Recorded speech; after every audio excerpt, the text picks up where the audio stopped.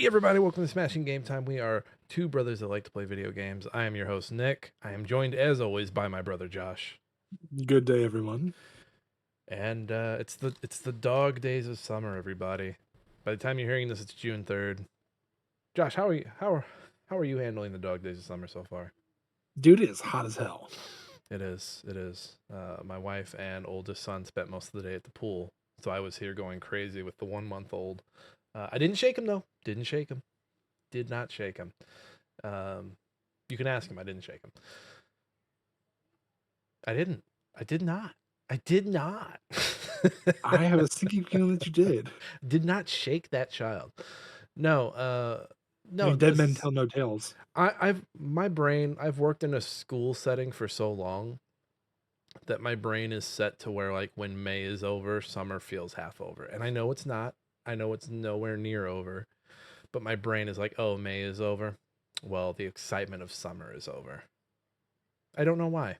I don't know because after high school I was never really into July 4th because college, traveling back and forth between being at college and then being at home. July 4th was always stressful because there was always that pressure like, well, I'm back in town, I should go do something.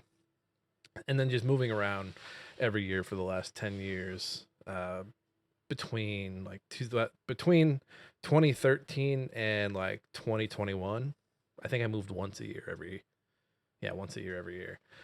Yeah, man, I don't know. Summer's just always been weird for me because it was always like a moving time. I mean, I liked it in the sense of like, oh, you don't have to worry about school. You can just focus on, it's your social life and your work life, which let's be honest, at least for us, I feel like we are working more than anything. It's yeah, well, it's kid shit. It's kid shit when you're like, yeah, summer's here. Well, the best summers, and I don't want to be I don't want to be the weepy bozo that's like, they really were the greatest when we were like kids, weren't they? No, I've been working for the summers for as long as I can remember, going on 20 years now. I was like, And oh, pretty much as old as your high school career at that point, when I think or as old as you've been out of high school. I think the most miserable summer I've had is also like the most memorable was like the summer of 2015 when I was living at my wife's grandmother's house. You remember I had moved back Hmm. and I was living at our grandma's, and then her grandma had an aneurysm, and so I was living there, and I was working at Target. I was working security for soccer, like minor league soccer, and I was working the bar for two minor league baseball teams. And I was tired. I was depressed. I remember I had an Xbox One. I tried to play. Oh, what was it? It was like the Elder Scrolls Online. Nothing was Yep. hitting. I remember trying to play Arkham Knight. I remember trying to fill the hole with these video games at that time, and just nothing was clicking for me. It was probably the first time where I've had like a pretty large library, like digital library, because I wasn't a Steam gamer at that time. I wasn't someone on PC, and I just remember like, man, I've got all these games, but I don't give a shit about any of them. Any of them. Honestly, I still feel that way. It feels like every once in a while there's a game that really hits. Like I felt like Expedition 33 really hit, and I was like, oh man, this feels like what it used to be. This is so good. And now that I'm going through playing all these my backlogs, I'm like, God, these games kind of like now that I'm finishing up Tactics, I'm like, fuck this. I love it, but at the same time, I'm done. The grind gets Well, me every fucking time. and I remember as a younger man, you'd like listen to someone on a podcast talk about a video game, and like someone be hating on a game that you like, and you're like, well, just stop weeping about it. Stop. You got a review code. Shut up. And that's something you see a lot of people say online. And now as someone that has like access to these games, either through review codes or just fucking buying it, just like, no, man, like it comes down to just like, setting the time aside and enjoying the time with that game. And then also like not overdoing it. Hmm. Because I think first of all, like when you get into the grind session with a game, that's when it becomes really irksome. And I've had that with uh, Iron Harvest. I mean, it was becoming my identity there for a little bit during COVID, but everybody went a little bit crazy during COVID, right? Yeah, I mean, I mean, I was making guides for that thing. I was casting tournaments. I was terrible at it, but it I was a lot just of fun.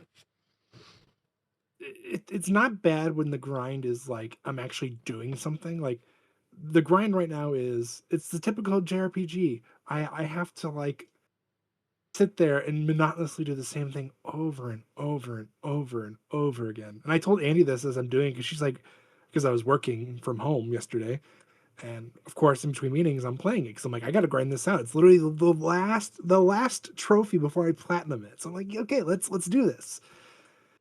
And she goes, can you do this? Can you do this? I'm like, yeah. She goes, I'm sorry. I know you're playing a game. I know you're working, but I'm like, don't be. I'm literally sitting here pressing the same 5 buttons over and over again. Well, and I think there's a beauty in finally letting that stuff go. I was an achievement hunter back then. I need every game. I need to have a big collection so I can go through it. And now that I'm a little older and just a little more removed from it, like, and we'll talk about Double Agent later when we get into the book club, but I was playing Double Agent earlier and I'm going through the Shanghai mission and I'm doing pretty good. And then I get caught.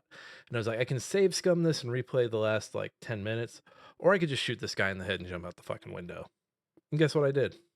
You shot him and ran out the Shot window. him in the head and ran out the fucking window. I didn't even kill that scientist, by the way. But more on that I later. just, I just.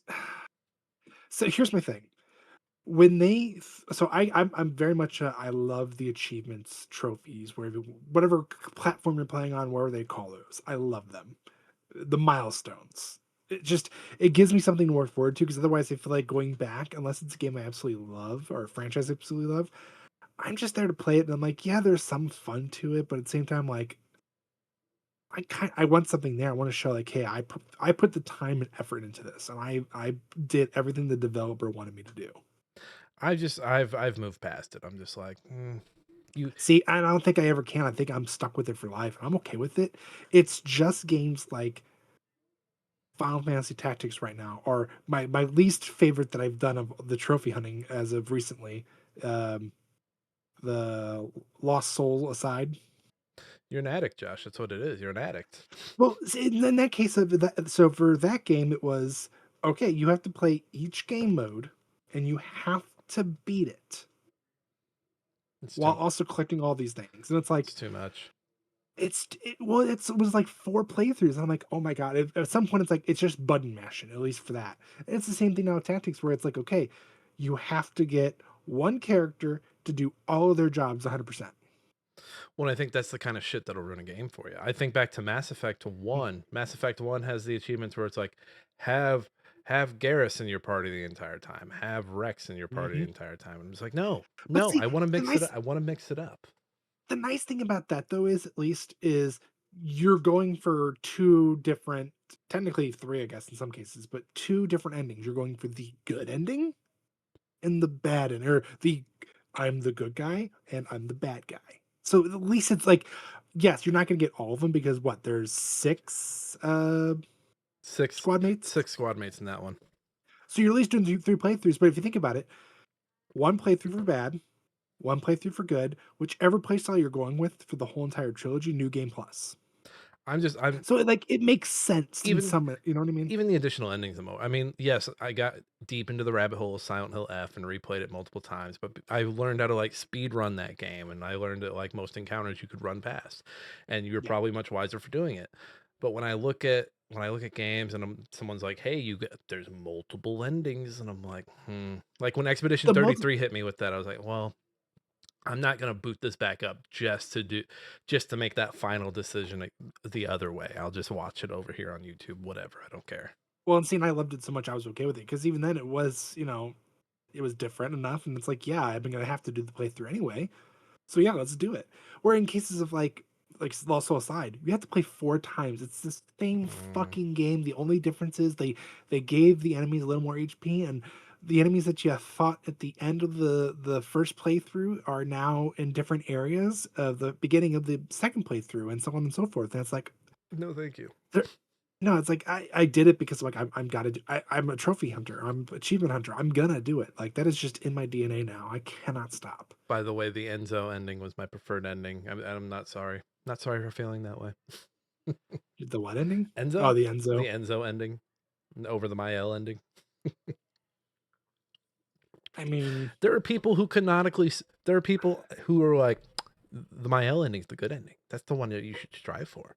I'm like, no, You No. mean my L winning and taking everybody back into the painting world and making everybody come back? Yes, and she's, like, becoming dismembered and disfigured.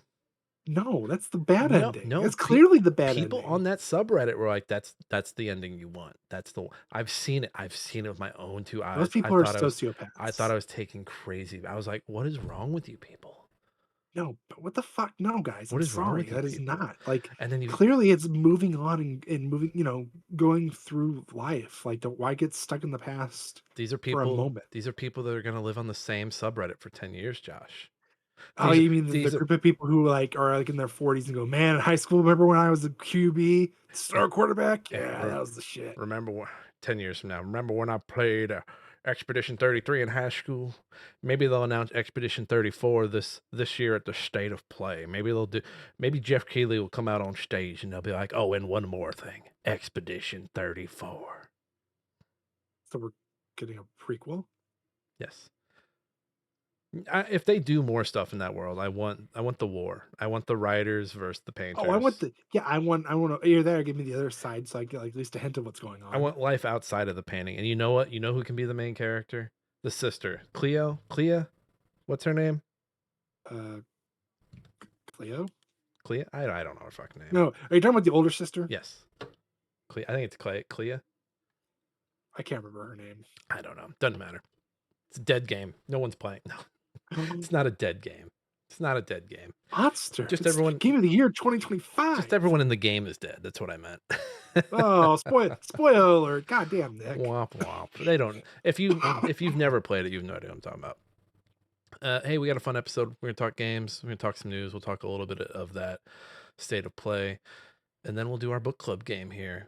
Before we do all that, though, let's do our chores here. Smashing Game Time is wherever you get your podcast. We're on Apple, Spotify, YouTube Podcast, and YouTube proper, where you can see our wonderful faces because people need to view an audio medium. Whatever. Cool. Go look. Go look at our faces. Go look. Fuck the algorithm. Tell a friend. That's right. We don't give a shit. We don't give a shit what you say. We don't give a shit how many stars you give us. It is word of mouth that makes things popular. It is word of mouth that makes things go, not the machines. So be a human. Tell people about the show. If it's a friend, tell them you enjoy it. If it's an enemy, tell them you enjoy it and waste their time. There you go. Yeah. If anything, or destroy the bots and make them watch our shit. All of it. Yes. Take the nearest machine to you and smash it into pieces. Unless it's the machine you're listening to us on, then don't do that. Finish the episode, then maybe consider it. And then smash the machine. That's it. Those are the chores. Josh, your played list looks exactly like it was last week. Any updates? That's because it is. Well, I finished our You finished the book book club club game. game ahead of time again. Don't be a hater. I look when I say it's a book club game, I'm like slow and steady, baby, slow and steady. No, I'm like I want to enjoy every moment of it because a lot of the older games too. I like yes, its age shows. I mean, a lot of games. You would think like, oh, this is right at the precipice of 360, PS3, also, but also the gen previous. So Xbox, PS2, GameCube.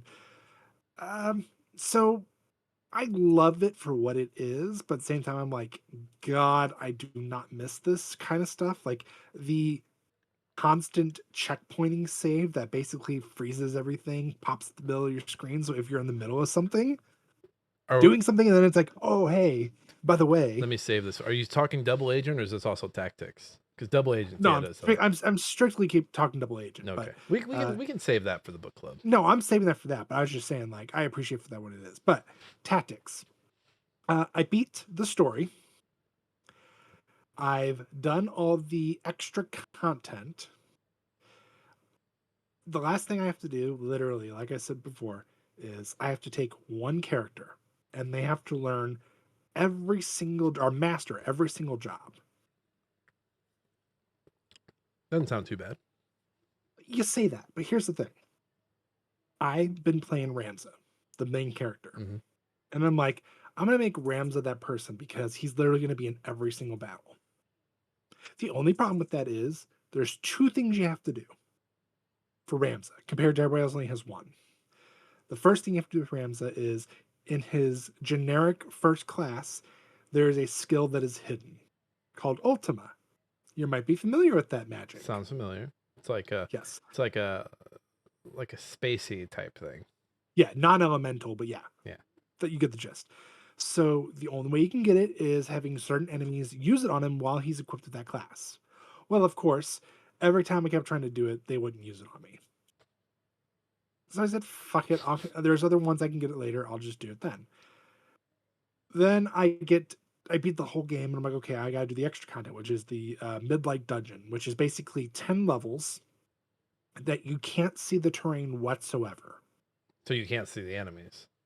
No, you can see the enemies. You just can't see the terrain. Can you fall It's into a like pit? you can fall into traps.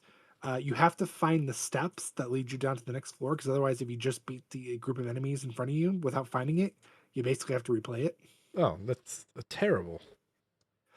There's ways around it. Like you could kill one enemy, let him become a crystal, and it dim lights the area so you can start to see more. And the more crystals there are, the brighter it gets. Because Mm. the idea is there's a little bit of light that comes in. Crystals are always shining the light of the world.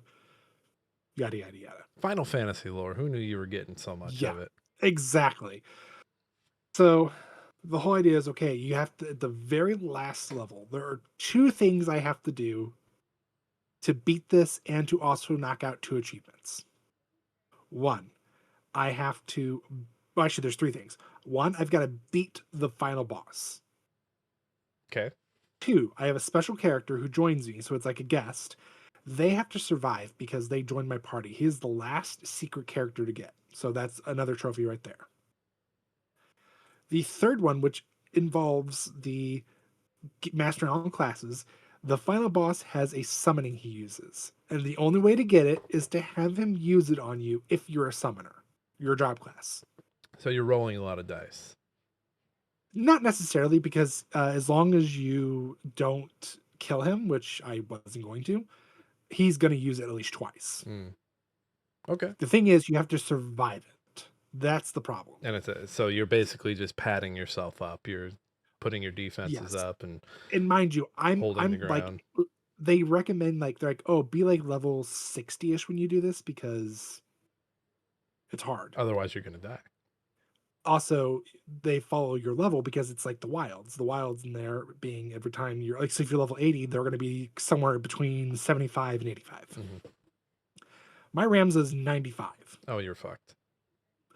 No, it wasn't that bad. The problem was trying to get everybody to survive because they'll one hit everybody else. Everybody else is like 75, 80. So, But Ramza being so high fucks everybody else. exactly. So I'm like, okay, the first time I did it, I survived. But then right before I killed the boss, I'm like, wait a minute, he used this thing and I never got the prompt saying, do I want to learn it? So I had to look it up. I have to be the summoner class, and I wasn't the summoner class. You fucked up. So I was pissed. Well, I could change it. I could like restart and just change my character's class. But how much time had you Which lost by? How much time are you giving up? 15 minutes. Okay, that's not too bad. Now, once you cross into 20, 25 minutes, I'm just like, fuck you. Yeah. So I was like, do I do it or do I just go along? I was like, I have to do it. So I'm like, okay. At that point, I given up on Ramza being my guy, and he's already mastered like half the classes. I'm like, just pick one of my other dudes. So I did. He learned the summon. He survived the attack because literally one hits just about everything. But I had to use like mana prism basically, which takes damage, and rather than losing HP, you lose MP. Did you finish it? I finished it. Okay. Yeah, Okay. yeah. There was 3 trophies right there, or 2 trophies technically knocked down. I was like, great, all done. Now it's the grind. Oh, then after that, I had to go get 10 rare wares. Basically, I had to go to these certain areas, kill certain monsters, use the poach ability, meaning on my normal, only regular attacks, if I kill them with that character, I take their body, and then I can, if I get, depending on what it is I kill, if I get a star with it, it gives me a rare item that can't be bought in any of the shops. It only can be made with their skin. That's the last achievement. No, that was the second to last. Oh god. And then That's done. okay. So then what's left? That now is okay. I have to master One person, which is now the guy who survived the summon hit, he has to master every single class. I have 4 classes left. How long is that going to take you? Probably an hour. Okay. Again, an hour for that. Okay, whatever. But you gotta think, yesterday alone, I was doing the poaching and I was doing the grinding. So I had 2 meetings yesterday, and I stopped to make lunch. Okay, well, don't get yourself fired.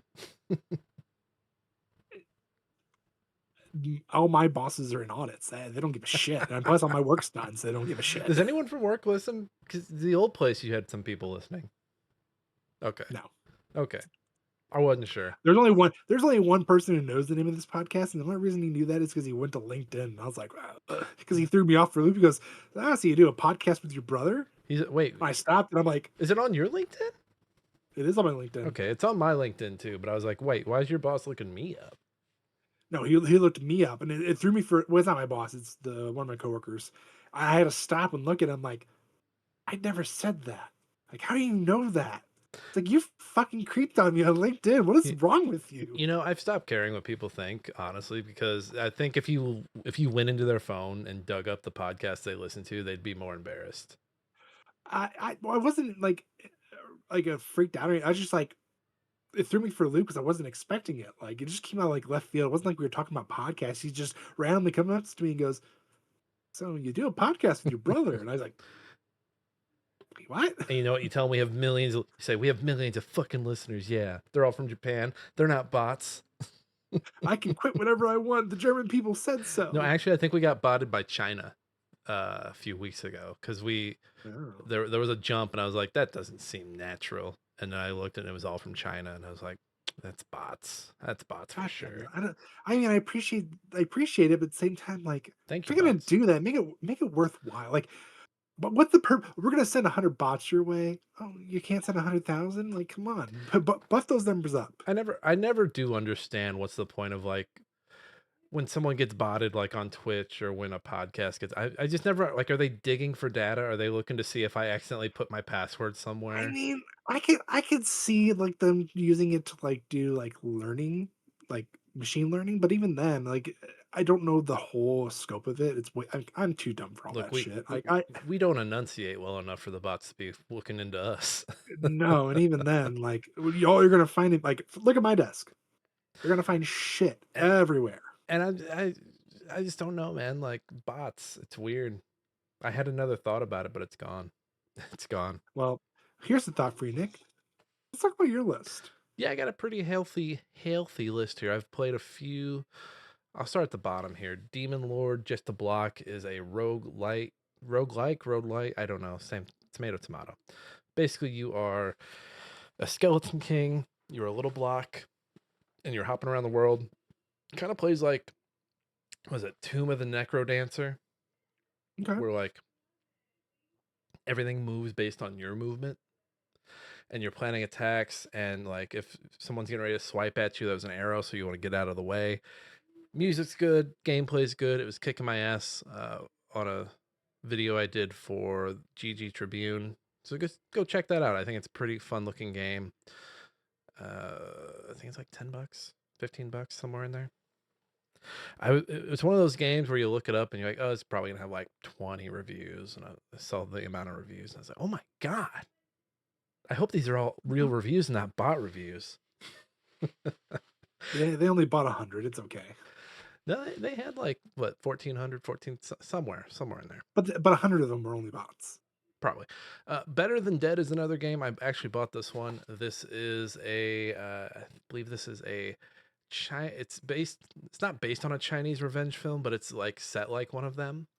And you're a woman that's been sex trafficked, and you break out and you get a gun, and you have a fish lens camera on you for some reason, and you're just taking guys out. It's taken, but the taken, those who have been taken are fighting back.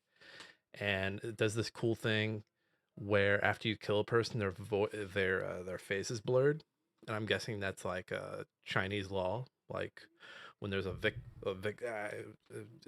feels weird calling a trafficker a victim, but when there's a victim of violence, their face is blurred, in Well, I video. mean, that's a lot of their they're just violence in general. Like, if you watch, like, any TikTok videos or Facebook, like, any of those videos where something gets blurred out, Hmm. like, or grayed out even to cover up blood, that's just to get through, like, Chinese, laws, so you can actually still show the content, so they That's don't get flagged and striked down. that's interesting because I've always said we're overexposed to violence over here, and I wonder if like they're overexposed to like the sex side of it over there.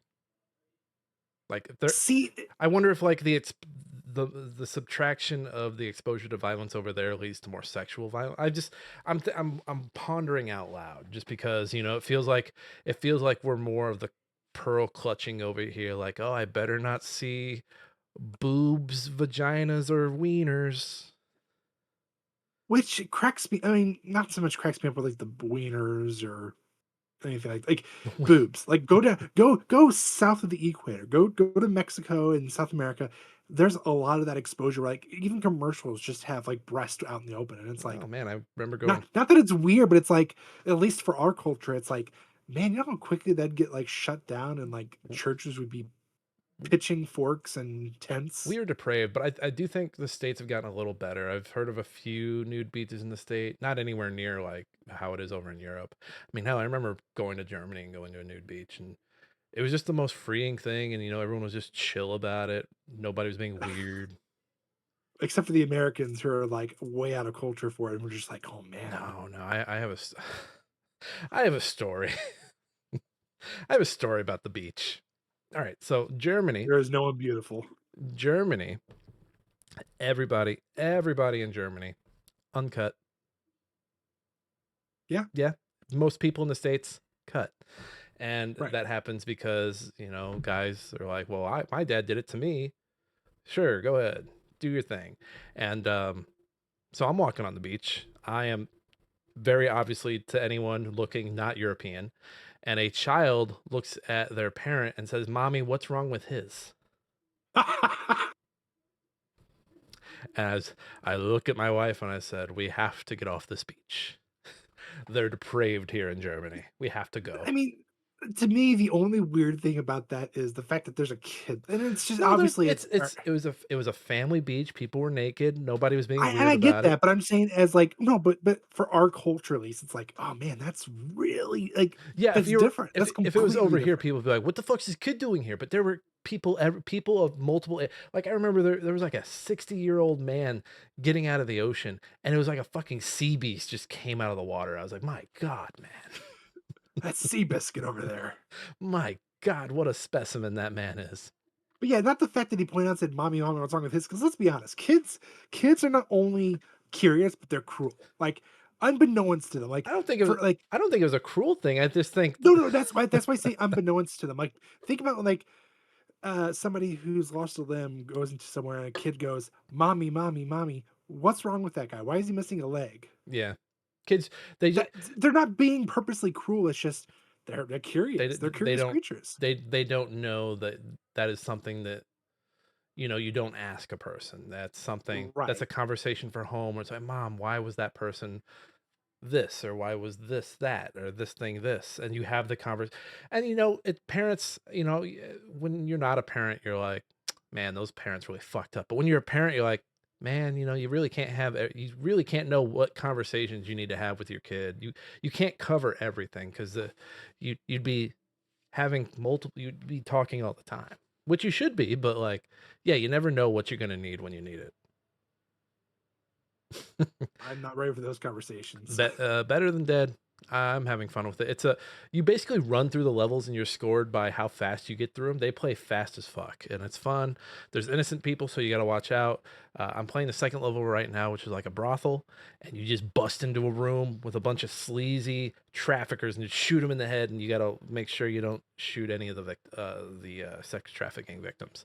And I think it feels weird calling a game like this fun, but it's scratching an itch. It's reminding me of like playing games like Mad Max, Max Payne 3 back in like the early 10s. It's got that, I don't know, it's just got that grittiness to it that I feel like a lot of shooters are missing these days. I'm also playing Double Agent. Josh beat it. I did not. We'll talk about that more later.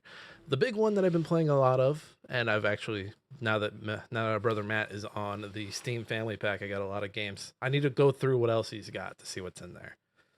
Yeah, I need to see. I didn't look yet. Because yeah, that was like doubling my pack, and I was like, oh man, this is not good. I have all these choices. I'm not gonna want to play any of them. And he's got some really good triple A's too. So it's like, man, Yeah, Matt's Matt is the brother who's like, indie games, get that shit out of here. But then I saw there were a few indie games in there where I was like, I didn't have this. Like I think Matt has Cassette Beast, yeah, and I I was saw like, that. No, that's me. I have cassette is that beast. you? Okay. I was That's getting me. ready to message him and be like, you don't play indie games, eh, boy? No, cassette beast was me. Okay, he's got some indies in I there got it though. on sale. He's got some indies in there. But yeah, I'm playing the big one that he had is 007. I wanted that, so I'm gonna play that. Big download, by the way. That and Marathon. But right now I'm playing Mina the Hollower. This is from Yacht Club Games. These are the folks behind Shovel Knight and all those Shovel Knight games that you like so much. This is the game that famously they pushed back from its October release. There was a big piece in Bloomberg, I believe, about how when the game came out, it needed to do really well or they were going to go out of business because they are overstretched. They were working on too many games. They got a piece of property that they were working in that maybe they shouldn't have. But by all accounts, it sounds like the game's doing well. It's already sold 300K units. So Mhm. congrats, folks. Hope those numbers keep going up because it's a really good team that knows how to capture a vibe. And Josh, this game, it feels like I'm like I've seen a lot of Zelda comparisons, but the comparison I'm gonna make is it's Oracle of Ages and Seasons. And see, I like that. Just from looking at it, I could tell it wasn't like Link to the Past. Like I could see it with like the steps when they going into the entrances of steps. I could see it. I'm like, oh, and they even had like the Oh, sounds. the Like, oh, do, that's do, do, so do, Legend do, of do, Zelda. do. Yeah, Yeah. it's like that is so Legend of Zelda. But then I started looking at like you doing like the digging and stuff, and I'm like, this is really giving me like Oracle and Oracle and Ages, like Yeah, or because Seasons and Ages. Seasons, yeah, Oracle of Seasons, Oracle of Ages. Those were the Capcom Zelda games for the Game Boy Color. They were very experimental. They were playing around with different elements that they really hadn't played with. This is kind of doing that. This does have the dig mechanic where you dig it, you burrow into the ground, you pop back up. That works your jump.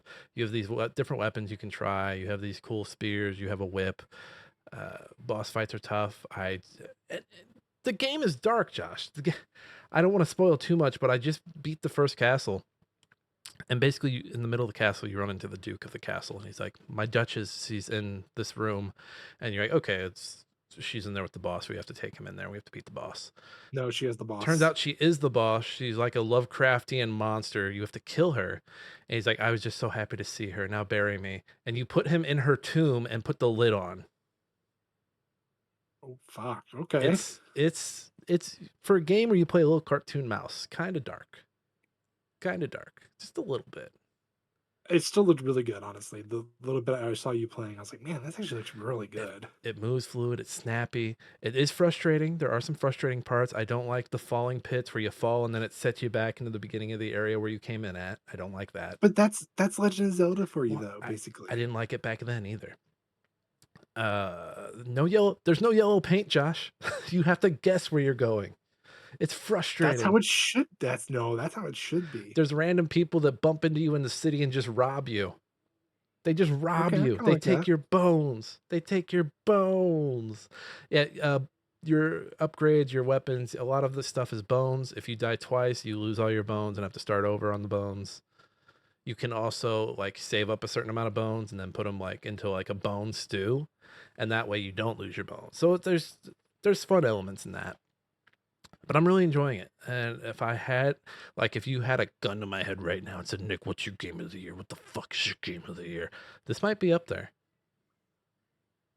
It's pretty good. So it's just there's a possibility it's at Godiso. It's a possibility it's a Goaty So, but I got more games to finish before Goaty So next month. Good luck. I, eh, eh, eh, eh. We'll see. We'll see what happens. I don't even remember what else I still need to play. Maybe we'll break that down when the book club's over, which will be shortly, if I can beat it next week. I mean, it's not. I mean, once you actually go through it again, you're like, man, this actually was a He, short game. here's the problem. Here's the problem, and I'll save it for book club. But here's the problem: Double Agent is the front half is better than the back half. Oh, 100%. 100%. Like once you get past the cruise liner, I think it's all downhill from there. 'Cause I don't remember liking the. Is it a village? You're a village in the Midwest, in the Middle East, I believe. Are you talking about right after the I think it's right after the third JBLA. you're talking about the presidential palace? I think so. We'll Yeah. we'll, we'll get to we'll It's get to it. basic. It's basically a village, but you're at the palace. We'll I get know. I to it. know exactly what you're talking about. I think Shanghai is the best and worst mission in the game, but more on that later. Let's Yeah. Let's go. Yeah. Let's Josh, do our chores or our Josh, news. Let's talk about the Josh, news. do you have any news for us? Oh, you bet I do. Read all about it. Latest football scores. Morning paper. Morning star. Paper, mister? It's time for old news. All right, what do you got first for us? Starting from the top, we have PlayStation first-party game sales declined for 5 straight years. It's an Andy. I'm sorry. This is a Video Games Chronicle article written by Andy Robinson. Yeah, the only reason it stopped is Ghost of Yotai. The one that everyone on Kotaku and Action said wasn't going to sell. They said no, no, no. They said In theory, if you think about it, it probably should. I honestly thought it would be something else. Like it, not that it was this. Like I feel like people talked more about the one before it. So okay, Um, so yeah, that's Ghost of Tsushima. yeah, Tsushima. Sorry, can't talk. Okay, so let's look. So 5 straight years. So 2020 is The Last of Us Part Two. yep. 2021, I'm blanking on what that was that year. Look that up. 2022 was God of War. Well, here, figures highlight what prolific year 2020 was for PlayStation. Marvel's Spider-Man Miles Morales and Demon Souls. Right, So that makes sense. Those are both basically launch title games for the PS5. right. Um, Naughty Dog didn't release anything until 2022. Well, I wonder if this is a. Oh, it still hasn't released anything since 22. So just reading this, it sounds like the same issues that I have with the reporting done in the box office every year. Is like box office is down. To which I always say, well, how many movies were released? How many movies were Right. released this year compared to the year you're comparing it to? I always wonder that because I think it's the same here where it's like, well, yeah, no shit, sales were down. You had like 5 first party games in 2020 versus how many in 2021? How many in 2022?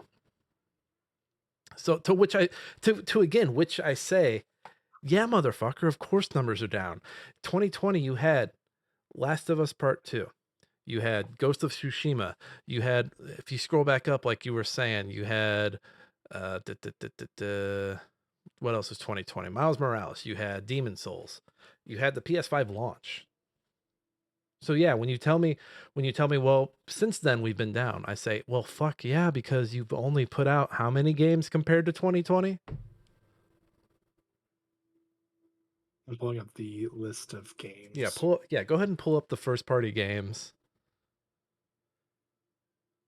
Yeah, because first of all, you're also comparing to 2020 pandemic. Everyone's buying fucking video games anyway.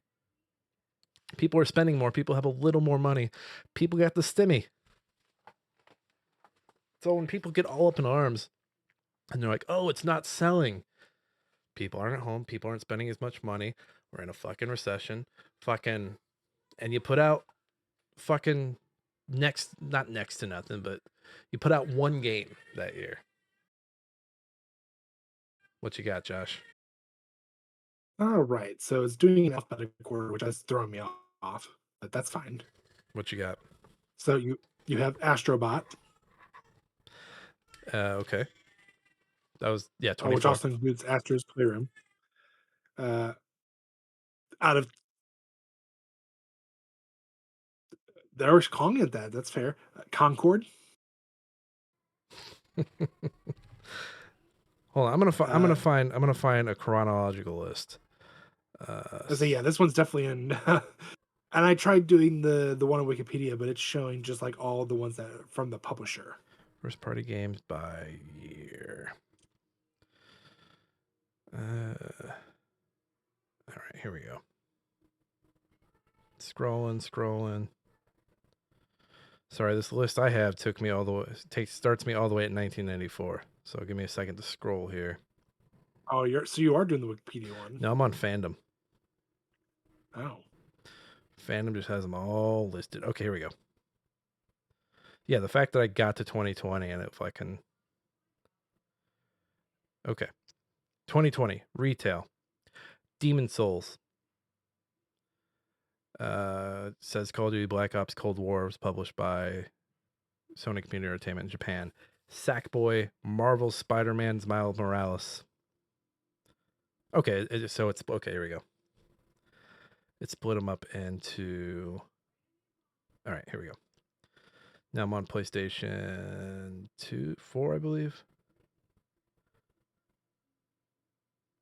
Dreams, Ghost of Tsushima, Miles Morales, Neo 2, Last of Us Part 2.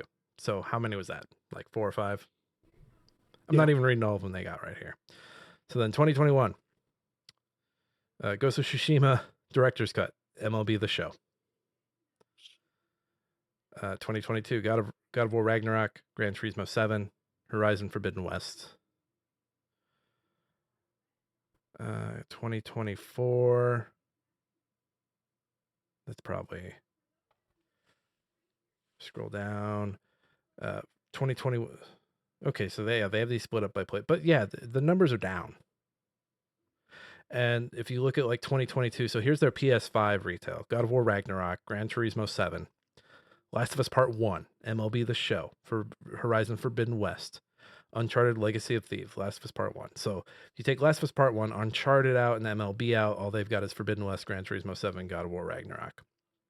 Then if you go to 2023, they've got Final Fantasy 16, which they just basically published in Japan. Oh no, I'm sorry, in Asia. Spider-Man 2, MLB The Show. And then they did a bunch of VR stuff. So they're experimenting with VR in 2022 or 2023. And then you get to 2024, you've got Astrobot, Concord, Helldivers 2, Horizon Zero Dawn remastered, The Last of Us Part 2 remastered, Lego Horizon Adventures, MLB The Show, Rise of the Ronin, Stellar Blade, Until Dawn. So 2024, it went up. And if you look at 2024, they were down. To which I would argue, Helldivers was okay for him. Astrobot was okay for him. The rest of those were misses.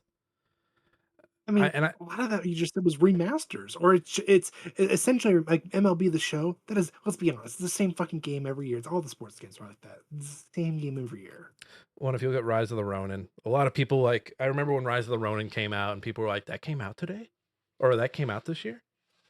I remember that happening. I still have my unopened copy over there. I remember that happening constantly. But like, so look at it. This is them pushing for games as a service because you got Concord, you got Helldivers 2. I mean, MLB The Show is never going to be as big for them as it was when it was still a exclusive.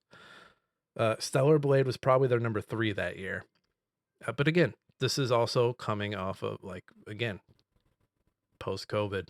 People have less time to play. You have a smaller install base than in 2020 when you were selling to people with PS4s and PS5s. And a lot of these games also aren't doing PS4 and PS5. They're just doing PS5.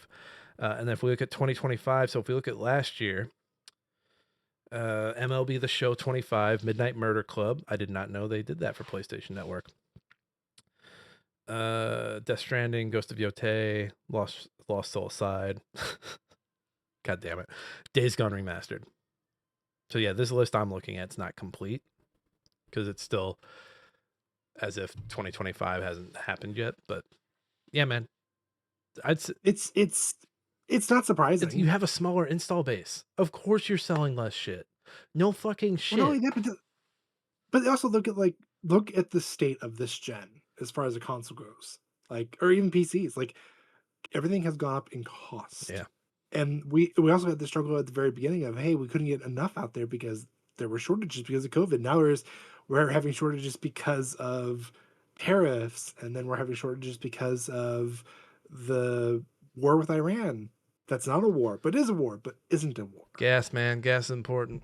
Speaking of Sony, by the way, and again, I think they'll bounce back, but I mean, it's not like they really have to try because Xbox was shit in the bed for the last 5 years. I would take it. It's the tortoise and the hare. The hare takes the hare takes a nap when the tortoise is so far behind. But see, that's they're gonna be their downfall though, is they're gonna think Xbox is just gonna keep sitting there taking it, which I think, yes, they are currently. They still have a lot more to do before it gets any better. But they also are doing really good. Like they just keep doing announcement after announcement. And it's I mean, yes, like Fable getting delayed is not good here, but at the same time, I'd rather hear that than to get shoveled shit. Well, I mean, everyone's trying to avoid GTA 6 right now. But hey, at least Yeah. Xbox put out a nice new opening logo. No, I'm just kidding. Have you seen their logo on the phone People are for their people are app? so dumb. People are getting hyped for that. And I was like, shut up, just shut up. Speaking of Sony, by the way, I pulled the state of play was this morning or this afternoon, the day that we're recording. Just gonna go through some of the stuff they announced. I actually got to watch a lot of it. Wolverine looked pretty cool. Uh, you're not even using the article I provided. I didn't know you provided one. Yeah, it's at the very bottom of the Well, I list. pulled this one. Tough Tacos. I pulled this from Polygon by Austin Manchester. I pulled mine from Video Games Chronicle, and it was Andy Robinson again. Well, sorry, so- Andy. Sorry. I'm going with Polygon. You already got one, Andy. Maybe next week. Maybe next week you'll get two, Andy. But yeah, Wolverine looked really good. Yep. God of War Faye looked cool. I know people are gonna. I know the worst people on the internet are gonna comment on that, but fuck them. Rayman's Legends is getting a remake. Guessing The Knights of Doom. is this a fighting game? Oh, it's their like side scroller. Oh, okay. Oh, kind of like the X-Men side scroller arcade games. Yeah, I'm pretty sure that's the. Yeah, because I think that just came out. No, this is their fighting. Okay. Launching August 6th. They just had one come out that was like their arcade one. That's why I get them I know what mixed you're up. talking about. I forget what it's called though. Let's see. Akumi Nakimura's game is Komari. This one kind of it was giving me Ghostwire Tokyo vibes. Dave the Diver's getting a prequel. Bancho the Chef. We're still gonna call it an indie game. Still gonna call it an indie game. Tomb Raider Legacy of Atlantis is like another Tomb Raider reboot. The Lost Wild tricked me into believing it was Dino Crisis. I think it tricked everybody. I for sure thought I was like, oh my god, they're doing Dino Crisis in the RE engine. No, it looked very RE, but no. Phantom Blade Zero is one of those like hack and slash games. I kind of thought it was gonna be like a Dynasty Warrior reveal. I thought Dune Awakening was already out, but yeah, it's heading to the PS5. Speaking of Dynasty Warriors, Yep. No Rest for the Wicked Not happening. gets a 1.0 release. Onimusha. So Capcom did have a small presence at this. Silent Hill Townfall is coming out in September. I was excited about that. I think it comes out the same day as the new Control, which would be September 24th, Yep. right? Yep. Ace Combat 8 fall release date. Stuntman Hollywood looks really cool. Just has you being a stuntman for Hollywood set pieces. I was excited to see Ill It looks good. because I remember seeing that initial trailer 2 years ago now and thinking, wow, Ill looks fucking cool. And here we are. It looks really good. Story trailer. Still looks like the zombies take some pretty heavy damage from you. And I believe this is it's not developed by the people who did Atomic Hearts. I think they're publishing it. Control coming out, summer release date. Marathon's getting a season 2, which I hear the game's having issues right now. I think it's getting choked with all the free people coming in. Yep. RuneScape to the PlayStation. How do you feel about RuneScape to the PlayStation? I mean, I could care less. I'm more shocked that we still haven't seen huge MMOs. Like, obviously we got Final Fantasy in there, but like, I know this isn't their MMO. This is their like What is this? Co-op survival, isn't it? I guess. I don't know. I heard about. I didn't see the Uh, trailer for this one. so it. I'm more shocked we haven't seen them more for consoles. Like, I'm just shocked we haven't seen like WoW or Guild Wars 2 or anything like that. Like, it. Think about it. Like the last time we saw a big or decent sized MMO outside of Final Fantasy on the PlayStation or any console really was probably DC Universe. Yeah, man. MMOs, they kind of, they kind of took the back seat for a while. Maybe they'll come back. Who knows? And then Until Dawn 2, that was pretty cool. I don't think this was the last thing announced. I think it was towards the end. But yeah, man, people love their scary games. I thought it was a pretty good show. I think anyone that was complaining, I did see the live chat on YouTube, and it was everyone just saying Destiny 3, and I just wanted to punch all those people in the face. Idiots. Oh, Idiots. assholes, yes, a Morons. bunch of assholes. Morons. These people are morons. All right, what's next? Going down the list, we have the genie is out of the bottle. Ex Ubisoft director Clint Hawking says AI in games is inevitable, pushes back fears. This is a WCCF tech article written by Alessio Palumbo. Yeah, man. So hold on. This is the one I haven't seen. The latest industry veteran to chime in on the thorny matter of using generative AI in game development. Speaking to Edge Magazine, Hawking opined that the technology will inevitably be used. So how to best support the transition for the good of society. Hawking left Ubisoft earlier this year after working for the time Assassin's Creed. Yeah, so yeah, it was not a clean divorce. It wasn't, and then the best part is throughout this like article, he goes like, "Yeah, Watch Dogs Legion would have been a much better game with AI." And I'm like, "Dude, you're a fucking moron." Hawking's last released game was 2020's Watch Dogs Legion, the most recent installment in the action adventure series focused on hacking and the impact of technology on society.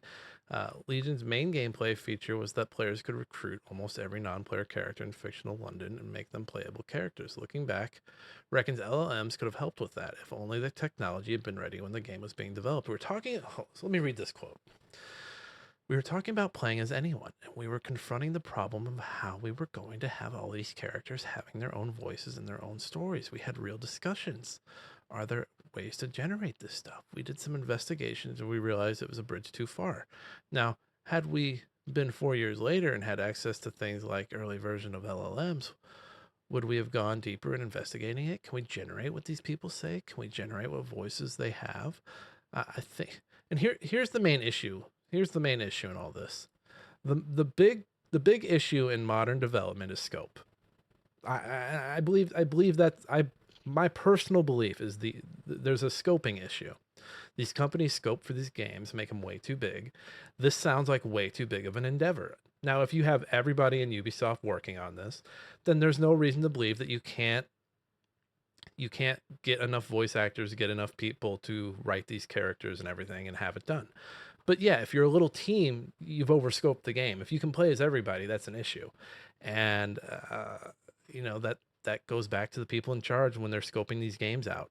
And I mean, it's something that happened. It's something that happened to Yacht Club Games. They overscoped. They overscoped what they could do. They're like, we can work on this new Shovel Knight and do Mina and have this big new office. And it's like, no, you can't.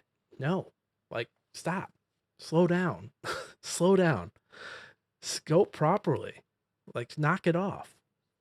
And it just sounds like these guys were overscoped, and this guy is harebrained. He's like, well, we could have had all these interesting characters with human stories and human voices. To which I say, no, these aren't human stories. These are Tetris boards that you're just throwing together using AI to create stories that it's not a real person. It's not a real voice you're using. To which I say, what's the point at that point? No, stop, knock it off, knock it off. And I imagine whatever that guy's going to be doing after he's done giving interviews to whoever will see him is starting a development company and implementing AI of some sort. And I hope he fails. I just hope he learns something. He's clearly not. If he's like, oh, AI, this. Guys, no. AI needs to go away. is more of a hindrance than it is a Well, and blessing. I've started to see like Reddit's kind of weird because I'll be on Reddit and people will be like, "Oh, we've got more people that," and I get like this sentiment of like being annoyed when you like as me as someone creating like an image for like satire sites and someone saying you guys used AI. It's like no, we used stock footage and then PR footage from a game. We didn't do that, and so I understand like there are people that like overdo it. No, like they call everything AI, but then there are people that are like, oh, there's people who have an issue with AI, like grow up, bloody blah. I'm like, no, like this is no. Like you're using the AI to take away something people want to do as opposed to taking away something people don't want to do. So here's my take with it all with AI. Yes, it can be very beneficial in certain areas and fields, and it should be utilized in those ways, as far as like shortening processes, getting a more accurate result. I'm not saying like that's the end all. It's not supposed to take someone's job. Because let's say this right now: if you got rid of, let's say AI takes over 5 million jobs, okay. Not only now are those 5 million jobs not available, but you have those 5 million people now pushing into an already really small job pool. So they're fighting for these jobs, and if they don't get that, then they're gonna go and do stuff like it's gonna take away jobs, and they're gonna lose money and all because how are they supposed to spend the money that they earned? They'll It's a find a change. way. They'll find a way. Look, the I'm and just the saying. cost now that all these AI services are going to like token based stuff and the users are having to pay actual cost to what they're doing. It's like, They're considering okay, crash. fuck you guys. Now you're seeing what everyone's been talking about. Look how many fucking gallons of water, fucking bullshit you've been doing. Like just fucking I don't know, man. Just if you want to draw something, just draw it. I don't have the time to learn. Well, then I guess you're not a fucking drawer, bitch. I guess you're not a fucking artist. I want to write a story, but I don't have time. Well, I guess you're not a fucking writer, you stupid little Mhm. bitch. I guess you're not. I guess you're not. Because guess what? Nobody has the amount of time they fucking want. Fucking shut the fuck up, you little pussy ass bitch. What's next? Uh, yes. Sorry, you just got me my ego stroking there. Atari to acquire Crossy Road developer Hipster Whale. This is a game developer article written by Chris Kerr. Chris K. The deal could eventually cost Atari almost 40 million. I'm not familiar with the hipster whale, Josh. Uh, I know you're familiar with their game though. I've seen Crossy Road. I've seen this. I don't think my son has played this, but I've seen this. I think I've seen this at like not a Dave and Buster's, but like an arcade. I think I've seen this in Yeah, an arcade. yeah. There are tons of them out there. Crossy Road Um, franchise, which has garnered 340 million downloads worldwide. What span its mobile portfolio? Share yeah. DNA for So classic retro style gaming. They're so Atari's. Hey, we bought guys that made something like Frogger. You guys remember Frogger, right? well, they've done more than that. So they did Pac-Man Okay. 256. They did 2016. They did Piffle, Crossy Road Castle, and then Pac-Man 256 Plus. Okay. Well, hey, you know what? Atari's not doing a stupid ass hotel anymore, so they've got money to spend on game companies. I'm surprised they have. First off, the fact that I don't even know like the last thing Atari ever is like sold, like they made the money. They Like were doing, I want to say it was like 10 years ago, they were doing Atari like speakers. Yeah, they were like cone hat. They were cone hat speakers. If you look them up, you'll I get a can't. good kick out of it. Well, I can't imagine it was very No, lucrative. no, I'm curious now. they're only Atari by name now. While you're looking that up, I'll pull up the next one. Oh, I've I could just do the next one. It's fine. Uh, I've got Maverick Games reveals debut racing game Clutch. This is by Maddie Agnew. What is this website? This week in uh, video games. yes. In brief, Maverick Games has announced its debut title, open world racing game Clutch. Narrative led game centers on a pair of sibling racing prodigies and promises a new benchmark in car customization. Full trailer premiere will occur on June 5th at the Summer Game Fest. Hey, you know, I like a good story in these video games. You get me? So it's actually from the X developer. I can't remember if it's one developer or several who did the original Forza Horizon. Yeah, so let's see. Maverick Games was co-founded in 2022 by former Forza Horizon creative director Mike Brown, former Forza producer Tom Butcher, and former Yeah. Sega Heartlight boss Harinder Saga. Other Forza Horizon veterans on the team include technical director Matt Craven, technical art director Gareth Harwood, and audio director Fraser Stashen, and art director Ben Which Primrose.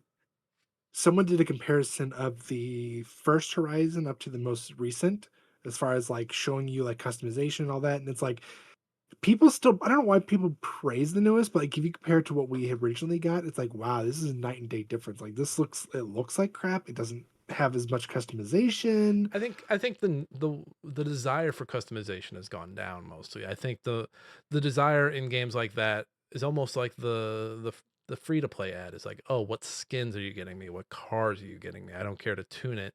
I just want to have it. But I do know some gearheads that like I mean I remember tuning cars in Need for Speed Pro Street. You remember that for the Mhm. drag races? And so I could see this really intriguing people. I'd be interested to check it out. I like the sound of the story with the racing siblings. Maybe we can be racing siblings. Maybe we can race our SUVs. Yeah. Yes. Uh, well, yeah, I have the I have Andy Robinson's here, but that was our last one. That was our last piece of news, right? Yeah, that was I it. didn't realize. My bad. Josh, thank you for pulling the news. Do you have a meme for us? I certainly do. Me time. We have the official Sony State of Play reaction, and it's a chef's kiss, but it's not just any chef. It's oh, I'm forgetting his name already. It's Dave's friend. Yes, Bancho, Boncho? Boncho. Chef Bancho, chef kiss. Wow. Well, and I remember playing that game and thinking like that chef backstory stuff felt very out of place.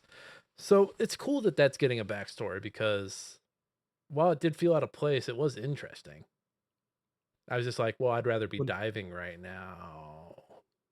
well, now you're gonna get some backstory. But then I'm going to be like, but I'd rather be diving right now. It'll be some, the kitchen parts of Dave the Diver are some of the most fun. So you know what? I'm here for it. I'll be there day one. Let's get into this book club. So, Josh, you've finished the game. I have finished. Hmm. I'm up to JBA 2.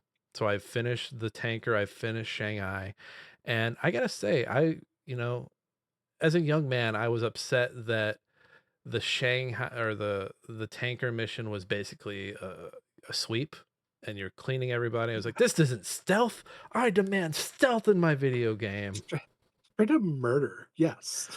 But I will say, I really do enjoy thematically that it fits so well. So the further into the game I get, I think this game is basically like a statement about when a generation fails to pass the torch.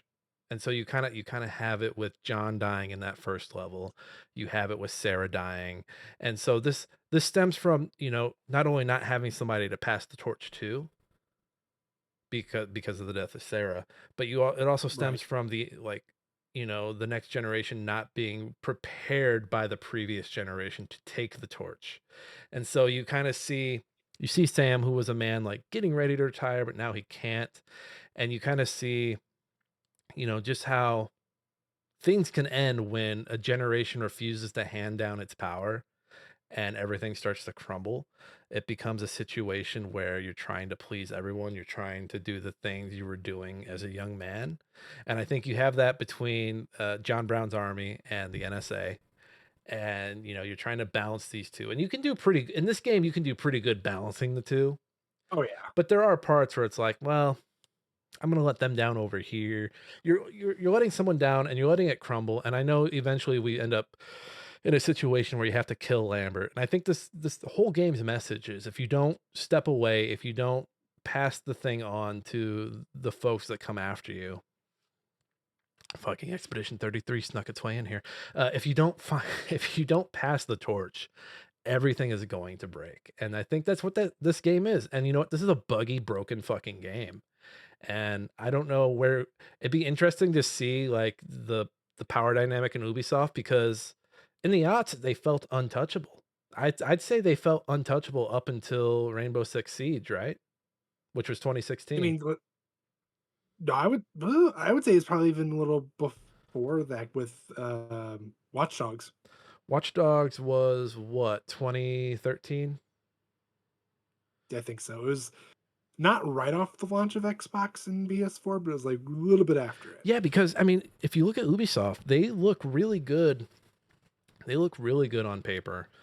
Uh, you go through all of the 360 PS3 era, their Tom Clancy games are hitting. Assassin's Creed starts rocky, but they get it to a really good place. And then it gets a little Hmm. rocky. It starts to get rocky again once you get into that next generation. So yeah, they're right around 2013. Um, what else? They get into a good spot with the Far Cry series. Far Cry 2 and 3 are probably two of their most popular. I'd say 4 held on to that as well into the next generation. So that's, you kind of see a shift into that first person like box checker type games that they're into. Watch Dogs is going to be their next thing. The Division, That Ghost Recon drop. yeah. What else was it? The Division was like felt like it was going to be the next generation of the Tom Clancy stuff, but that ended up being Hmm. that ended up I loved the look of the game, and then as soon as I saw numbers pop above someone's head, I was like, "Fuck, I'm pretty no, sure that was everybody as soon as they saw that number pop up. And it's no!" like, okay, guys, a headshot should have killed this guy. It should not. There should not be a fucking 770 painted above Because him. if I remember correctly, this is like crossing paths with Mr. Robot, and just like the spooky conspiracies, like, oh, the government's out to get you, and like I was like, yeah, wait, we're taking New York. It's snowy. We're sleeper cells and we're being activated. Yeah, yeah. Number. No. It looked so good. And yeah, man. So to take it back to Splinter Cell, I mean, Conviction comes out, but you remember Conviction gets this early reveal. Sam has like a bowl cut. He's got this trench coat. He looks like he's gonna go flash everybody in the park, and they completely like redesign it. It comes out, it's fine, but it's still a completely different game from what you're expecting from Chaos Theory on. Blacklist tries to get some of that back. What other Ubisoft areas am I missing? We've kind of touched on all of them because they were the Tom Clancy angle. uh, Yep. They were Assassin's Assassin's Creed. Creed. They were Far Cry. Hmm. I don't even know where to lump in Beyond Good and Evil 2, because that's a game that's like gone through so many iterations and so many eras of Ubisoft. Yeah, at that point, it's like it's up there with like Half Life 3. It's only going to be rumored. There's only going to be some speculation of it, but we're never actually going to get it. It's never happening. And then you get little semblances of something nice. You get like oh hey, we've got Prince of Persia: The Lost Crown. Anything Rayman they've done recently has been nice, even though they've mainly been remakes. But yeah, man, it just Or rabbits. or rabbits, and it just feels like anything they've done post like 2012. Ubisoft just feels like a company that never transitioned out of this time period. Like they tried to, but just they completely lost their identity. See, I feel like with at least the Tom Clancy stuff, they definitely like lost their identity to it. And I feel like with Assassin's Creed and Far Cry, they kind of took the sports game mentality of like, oh, let's add a few more features. Well, and to take it back to, Rainbow Siege is a great game on its own merits, and I enjoyed it. Rook main for life. Don't get me wrong, but do you remember how I mean, it got cartoony. It's like, oh well, this agent can summon a ghost, and you're like, that's Tom Clancy. That's not Wait, Tom Clancy. what age you can summon a They got ghost? very like, didn't they start having powers and stuff? Or the technology was just Mm, super weird. Technology got super Okay, weird. there were no good. I don't know about none of them superpowers. There were no ghosts in Siege, at least not canonically. In theory, yes, the technology started to get like yes, when it's a work of fiction, it makes sense, but at the same time, there's some realism to it. So it's like, yeah, you can't. Okay, we can't just have this guy who can have these cryo grenades that can throw them, and it just puts these huge blocks up. By the way, I saw you turn your nose up to Rook. I know you're a Tachanka whore. I'm Lord. That's Lord Tachanka, you integrated You fuck. Tachanka whore. Rook for life. Put down the plates. Go play the game. Put down the plates. Go And play the also, game. Lord Tachanka on defense, along with what's his name? He had like the door trap, the entry traps, entry denials. Couldn't tell you. It's been 10 years. I could It's tell you. literally It's been been 10 it's a hot years. mess since I played it. And then Glaz for the longest time on offense. Just being able to Glaz. pull that thermal Pull that scope up and sniper just out. wait for the head to cross your hair and do baka, baka. Ash was also pretty good, just running in there with the machine gun. Oh, Ash was so cheap for the first like 5 years. It was She had good. no hitbox. It was good. I hated people that ran around with the lady with the face paint that like did the assassinations. Yeah. Didn't like her. No, but even like so, yeah, we see that Rainbow Sector's gotten a little cartoonish, which is fine. It kind of found its own way. You look at Ghost Recon, which kind of was just like Far Cry, but third person. Well, we had the weird point of like, okay, we're gonna do first person with Advanced Warfighter, and then Advanced Warfighter 2 came out. And that was the weird one where they went third person, wasn't it? Yeah, Grawl was fine. Grawl was fine. Both Grawl games were third person. The version I thought the first one was first person, and on the second one was the third. Xbox version was first person. The Xbox That's what it 360 was. version was third person. Yeah, so it's like they did good with those, and then they kind of dropped off until they came out with it wasn't Wildlands. What was the one before that? Oh, I forget the names, but those again felt very Far Cry-ish. Oh, very much so. And they just they stopped being experimental. They stopped doing things like Hawks and War, which weren't the biggest hits, but they were trying something new. It was something different. I think Hawks could have been a good contender for Ace Combat, because Ace Combat, I mean, we just got announced number 8, and you think like it's just a jet simulator. Folks like the Maybe anime. one. Folks like the anime stuff in Ace Combat. There's none of that in Hawks. There could be. Not in Tom Clancy's world. He doesn't recognize anime. That man is dead. He don't care what you do with his shit. He doesn't recognize it. But to take it all back to Double Agent. So I feel like this. So you've done the first JBA mission, and it still feels like Splinter Cell because you're sneaking around, you're collecting things about the bad guys, you're like planting a bug, and then you play this game, and it just feels like a new. It feels like oh shit's broken, man. Like, because in the middle of the tanker mission, you can optionally go up to the comms and call Lambert, and Sam sounds scared. He's like, Lambert, they have me killing everybody. Yeah, he's like, Lambert, like, seriously, dude, they're having me like kill everybody. He's like, we understand, Sam. That's what he's like, yeah, we understand. And Lambert's just like, Sam, we understand. You gotta do it. It's like, Jesus, thanks, Lambert, appreciate that. This is post 9/11. Like, this just feels like the world is crumbling, and it kind of, and it all stems from.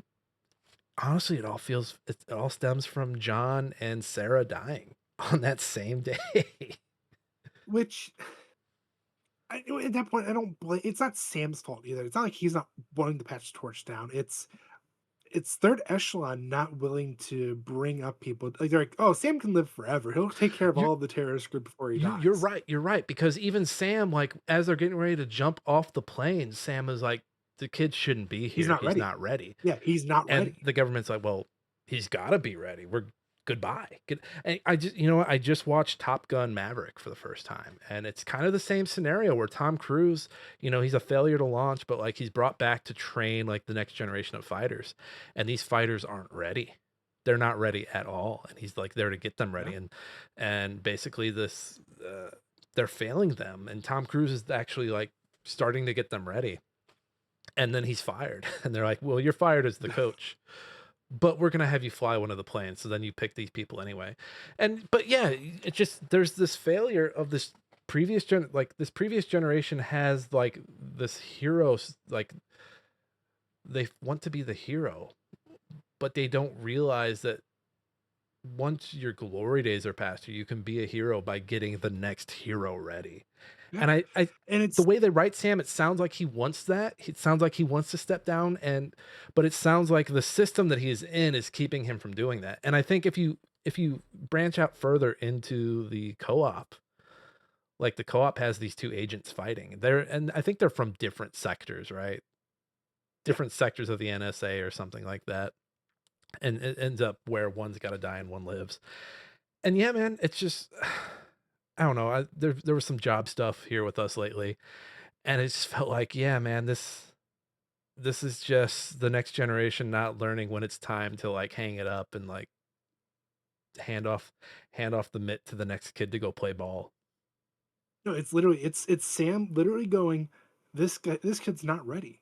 And Lambert going, I understand, I agree with you, but unfortunately, like Lambert's just his handler. He's not like he's like director or third echelon. I don't think he's director. Yeah, he's just a handler, isn't he? I think he's I'm always messy on it. I'd have to go back and read up on Lambert.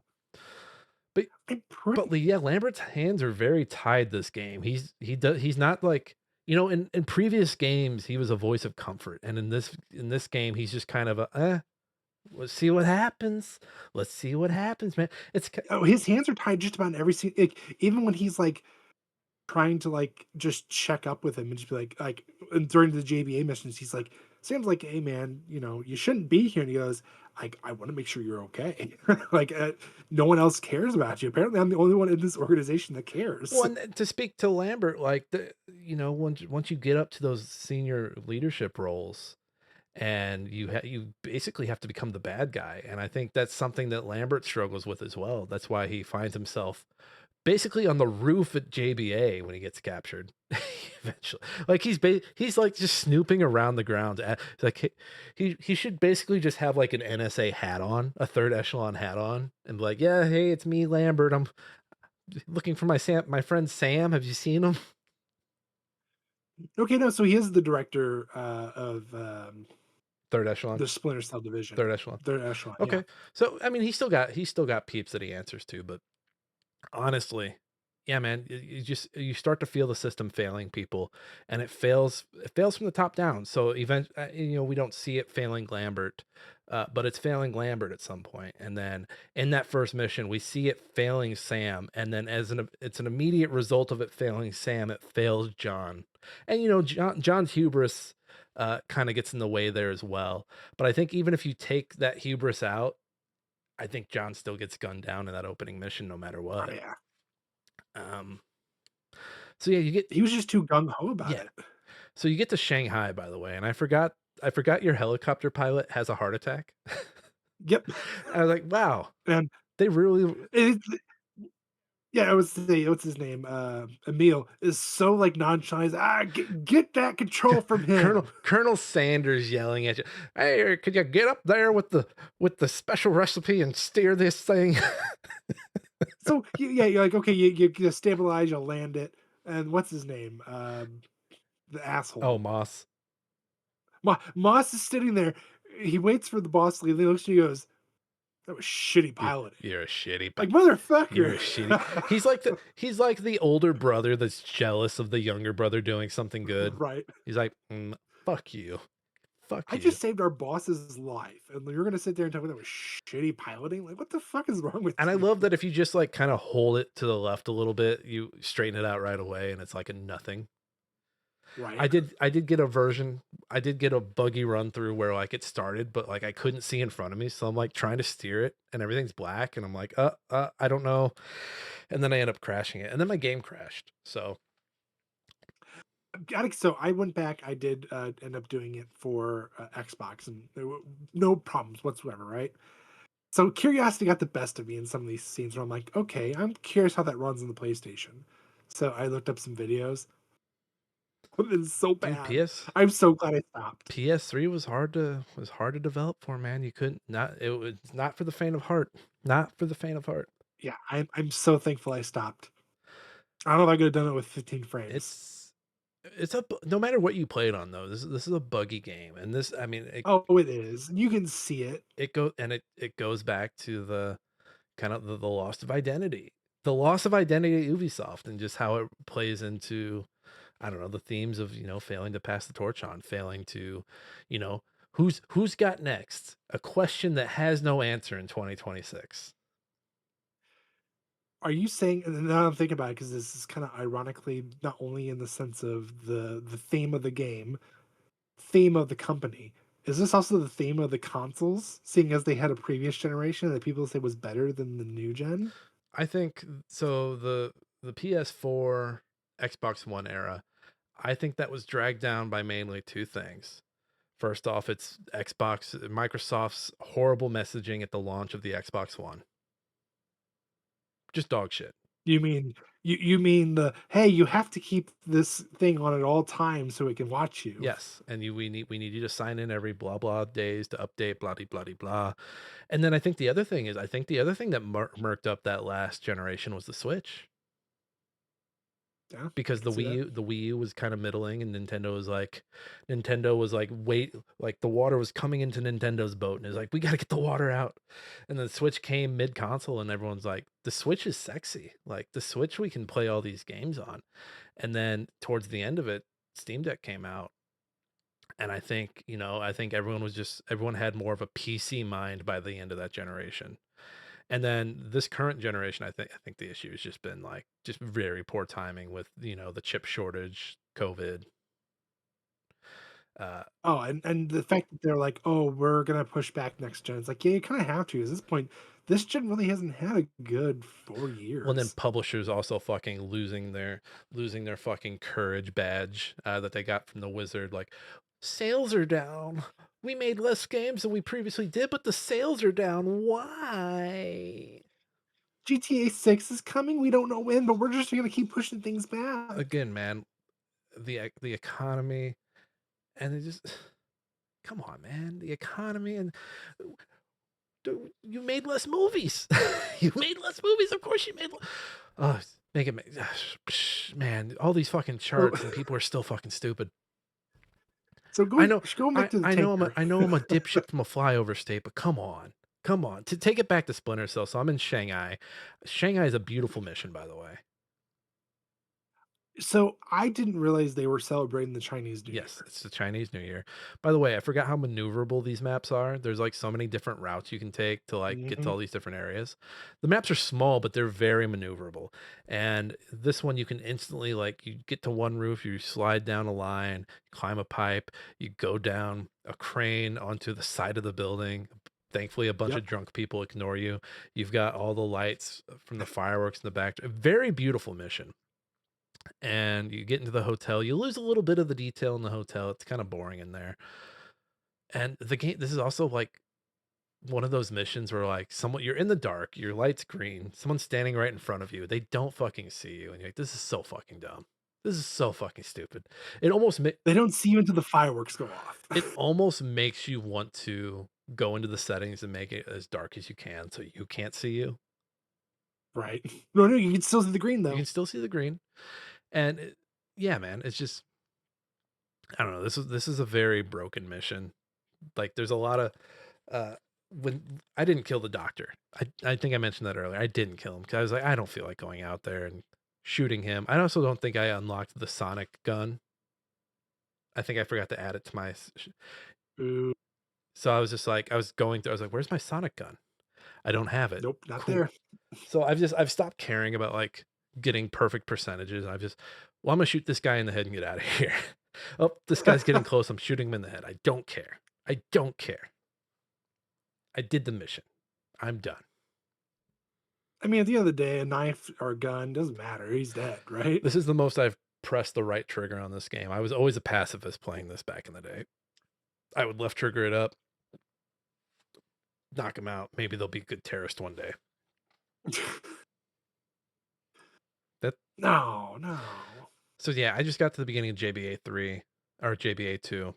I'm looking forward to the cruiser, which I believe is the next mission after that. Anything on your side? I know I took a lot of time talking about the themes that I was starting to see or starting to read. No, I mean they are good, and then it also leads into some more. Like, yes, the latter half of the game is not the best, but there's still a lot there that's like good. Because there's one mission that is the combat. You're basically in a battlefield, right?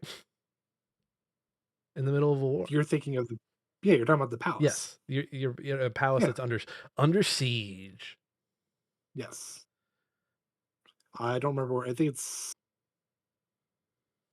I just remember it's a presidential palace. I can't remember where it's at. I'd have to look it up. It's like the second to last mission, because then you go right back to JBA, I believe. Yeah, you go right back to it. That's that's the last mission Unless you get the bonus mission. before. Well, right. It leads to the last JBA. That's right. Okay. Yeah, man. If you take all the JBAs out, there's only 7 missions in this game. Yeah, and even then, like if you think about it, if you're not being sneaky, I think each mission's only like 10, 15 minutes. If you know what you're I doing. don't think a mission's taken me more than 20 minutes at this point. Yeah, no, I think the most I spent is at the JBA ones, and that's just because there's a lot to do. When they give you Actually, the JBA I missions think give you this like is- 25 minutes each every time, and you every single time. you It end up just cracks me up. using like 15 of it for sure. And the first one, I feel like I think is the easiest. The second one, no, first one's the longest, but the second one's the easiest because there's less to do. It's in a more confined area. Yeah, because you're already outside and you're just getting onto the second floor, I believe. Yeah, so you're going to the second, or you have to make the red mercury bombs. You're making the mercury bombs. You're getting the retina scans, I believe. Yeah, retina scans. You're getting a bug into Emil's office, I believe, or you're getting something from Emil's office. And then you're doing something with what's her name? The doctor. I think you steal something from her because you can frame her later with it. You're doing something because she catches you in the restricted area, and you can end the mission there with her, and you guys basically have sex. Oh, okay. Okay, Samuel Fisher. Right? My daughter just died. I'll make another with you. I'm sad. I'm a sad old dad. Sam's just We also get the Go ahead. crying the whole time. Sarah. I don't know who Sarah is. Sarah But is. he keeps screaming her I don't know name. that bitch Sarah is. You better knock that shit off, Sam. What's her think name? that, Enrica? It is. It's not Erica. It's Enrica, I believe. I think you're right with Enrica. She's like, it's Enrica, not Sarah. God damn it. We do get the infamous Lambert face though, and I'm not gonna lie, Lambert looks fucking awful in this game. Sam, do the mission, Sam. Like you look at like all the other characters, you're like, okay, yeah. Then you look at Lambert, you're like, what the? He looks at you. Hold on, let me. I'm tired, Sam. I'm tired, I'm pulling up a Sam. picture right now just so you can see. This third echelon is taking it out of me, Sam. Just to give you an idea, like that last one or that first one, I think is Chaos Theory or Pandora Tomorrow, and then 45 is literally. You know, I've heard someone say that double like agent. the dip between 41 and 45 does be hitting like that. But it's so bad, like it's so noticeably bad. You're just like, why does everybody else look good, but he looks like complete shit? Man. It looks bad. Third echelon got him, man. Third echelon got Lambert. Oof. Anything else, Josh, before we close this up? No, I still think the tanker is by far one of the most beautifully done, especially with the all white. Like you would think, like for a game that's supposed to be like stealth, how do you do that without darkness? They did a great job with it works. The The white. snow's coming down. And to add to the thematics, you have the sea captain who's not willing to let go the ship, who's willing to burn it all down. He's not going to let anyone. So look at that. Thematically rich. I'm a thematically rich bitch. Look at me, Josh. But in his defense, it's not like he was trying to give it to the young. He's basically pirates. Pirates are coming in to try and take my ship. Well, and I think that plays into it. Like the older generation has this fear that someone is coming to take their power, take their thing from them. And so while he is justified in doing what he's doing, even though I don't think the rest of his crew, if they were still alive, would agree. Like it still plays into that theme of, you know, the oncoming generation gaining power and the current generation in power deciding to either hold on to that power or actually work with the folks coming after. It plays into it. Leave me alone. It works. I'm just gonna make the statement of they got wiped out by one fucking man. All right, That man was Sam fucking Fisher, though. All right, so I'm halfway. JBA 2 is halfway, so I think I should be done with this next week. Fingers crossed. But we'll see. Because again, I think the back half of this game is more of a slog. It is. I think it picks back up with the last JBA, but even then, it's not like a strong finish. No, it's not. It picks itself back up and dusts itself off, so it's just like whatever. It's neutral. And Emil's turtlenecks are still ridiculous. My God, just the way he moves around in the helicopter. I was Right. laughing the whole time. All right, more book club next week. Josh, I'll be on another podcast, so I mentioned this off air. We're gonna have to record a little earlier, so I might have to play like right away. Oy vey. I mean, either that or we play day of the release because I work from home on Wednesdays. You work from home on Wednesdays. I certainly This is do. intriguing. This is new. This is a new revolution to me. To be continued. We'll figure it out. We'll figure it out. We'll figure it out. That's future us problems. Hey, everybody. You can find me, Nick, over on Blue Sky at nickhoffman.com. It's also my website where you'll find some wonderful writing samples, like the ones I put on the Hollywood Times or the GG Tribune, both sites that I have founded or co-founded. GG Tribune being the video game one, Hwood Times being the Hollywood one. So go look there. You can also pitch stuff there. I pay folks for stuff. So go pitch jokes over there. And I'm on Twitch and YouTube at Nick Fat Knight. Josh, where can everybody find you? You can find me anywhere and everywhere, and I'm Josh Singh. Sweet. And then also we have our website, smashinggametime.com. It's where the videos go. When we do our Goaty So lists, that's where those will be. So go check us out at smashinggametime.com. As always, thank you to Alex Marvin Clark for our intro and outro song, Hunt Him Down. You can find his SoundCloud down in the show notes, so go show him some love. Let's get out of here. Let's go play some video games. Let's go get into some trouble. Everybody's been smashing game time. I hope you had a smashing great time. We'll see each and every one of you next time.